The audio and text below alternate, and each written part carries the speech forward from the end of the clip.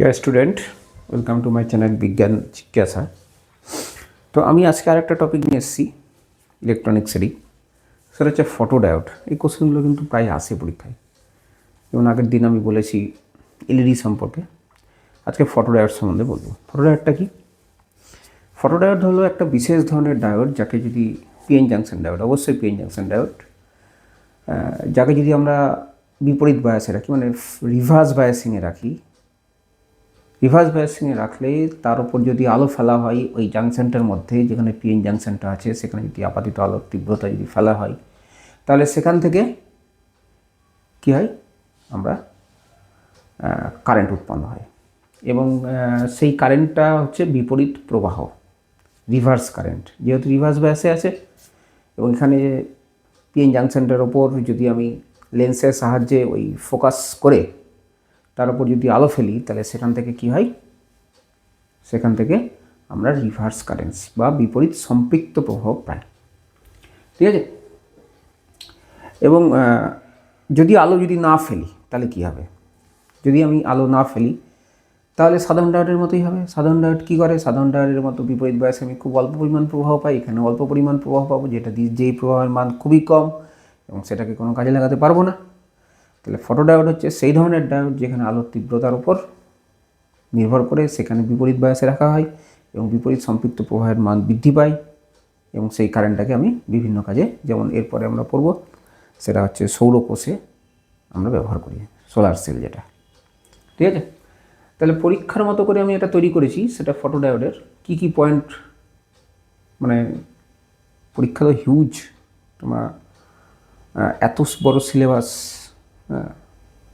Thoroughly পড়ে গেলে না গিয়ে একটু যদি পয়েন্টের আকারে মনে রাখতে পারো, তাহলে সেখান থেকে কী কী ধরনের কোশ্চেন আসতে পারে এই পয়েন্টের মাধ্যমেই কিন্তু আমি বিশ্লেষণ করেছি। যেমন ধরো ফটোডায়োডটা কী? ফটোডায়োড হলো একটা বিপরীত বায়াস স্থাপিত এক ধরনের বিশেষ অর্ধপরিবাহী ডায়োড, যা পিএন সংযুক্তিত বাইরে থেকে যদি আলো ফেলি তাহলে বিপরীত সম্পৃক্ত প্রবাহের মান বৃদ্ধি পায়।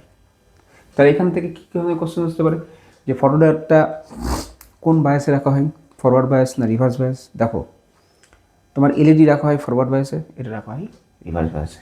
এখানে বিপরীত প্রবাহের মান যখনই আমি বাইরে থেকে আলো ফেলবো তার ফলে বিপরীত প্রবাহের মান বৃদ্ধি পাবে। বাইরে থেকে আলো যদি না ফেলি তাহলে সাধারণ ডায়োডের মতোই হবে এবং তখন বিপরীত প্রবাহ খুব অল্প মানের আমি তড়িৎ প্রবাহ পাবো, সেইটাকে বলা হয় অন্ধকার প্রবাহ বা ডার্ক কারেন্ট। পরীক্ষায় কোশ্চেন আসতে পারে ডার্ক কারেন্ট বা অন্ধকার প্রবাহ কি।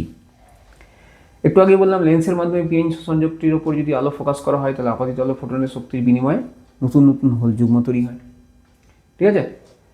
ইলেকট্রন হোল যুগ্ম তৈরি হয় এবং এর ফলে কী হয়, বিপরীত প্রবাহ বৃদ্ধি পায়। ঠিক আছে?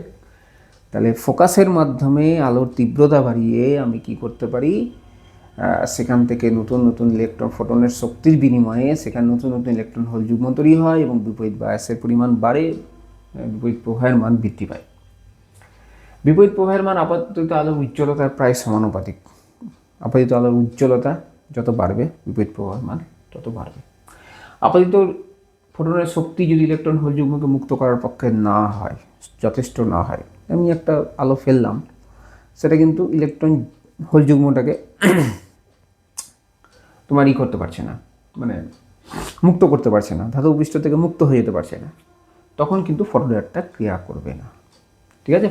তাহলে আমাকে আপাতত আলোর শক্তিটাকে, মানে ওর কম্পাঙ্কটাকে একটা নির্দিষ্ট কম্পাঙ্ক সেট করতে হবে, যে কম্পাঙ্কের উপরে গেলেই ইলেকট্রন হোল যুগ্মটা তৈরি হতে পারে, তখনই কিন্তু হবে, আদারওয়াইজ হবে না। এখান থেকে কী কোশ্চেন আসতে পারে, এখান থেকে আরেকটা কোশ্চেনের বৈশিষ্ট্য লেখা। দেখো আই ভি এঁকেছি, আইটা কি, এটা হচ্ছে পজিটিভ আই, এটা হচ্ছে পজিটিভ ভি, এটা হচ্ছে বিপরীত বায়াসের ভোল্টেজ মানে নেগেটিভ ভি, এটা হচ্ছে নেগেটিভ আই। ঠিক আছে? আমরা যদি বিপরীত বায়াসে যেমন নিয়েছিলাম আই ইকুয়াল টু 0, ঠিক আছে, I1 এর মান বৃদ্ধি পাচ্ছে, I2 এর মান যখনই বৃদ্ধি পাচ্ছে I3 এর মান বৃদ্ধি পায়, I3 greater than I2 greater than I1। এটা হচ্ছে বিপরীত বায়াস, বিপরীত প্রবাহ। ঠিক আছে? কারেন্টের মান বাড়বে যখন, তখন বিপরীত প্রবাহের মান বাড়বে, মানে ভোল্টেজ বাড়াতে গেলে বিপরীত প্রবাহের মান বাড়বে, আস্তে আস্তে বাড়বে, যত উজ্জ্বলতা আমি বাড়াবো কারেন্টের মান তত বাড়তে থাকবে। এটা হচ্ছে বৈশিষ্ট্য লেখ। ঠিক আছে? এবং এই বৈশিষ্ট্য লেখটা কিন্তু পুরো বিপরীত বায়াস, মানে রিভার্স বায়াসের ক্ষেত্রে। ঠিক আছে? ওই জন্য আমরা এখানে নেগেটিভ আই নেগেটিভ ভি পাচ্ছি। ক্যারেক্টারিস্টিক কাপটাও কিন্তু এরকমই পাবো। বিপরীত বাসের ক্ষেত্রে কী হয়েছিল, একটা নির্দিষ্ট ভোল্টেজের পর আমরা যখন পিএন জাংশন বা জেনারেটর পড়েছিলাম, নির্দিষ্ট ভোল্টেজের পর ধরো 2.5 কি 3 ভোল্টেজের পর এখানে কী হয়েছিল, এখানে আমি পেয়েছিলাম ব্রেকডাউন। এখানেও দেখো ব্রেকডাউন হয়েছে, ব্রেকডাউন হয়ে স্যাচুরেশন, ব্রেকডাউন হয়ে তারপর স্যাচুরেশন, ব্রেকডাউন হয়ে তারপর, ঠিক আছে।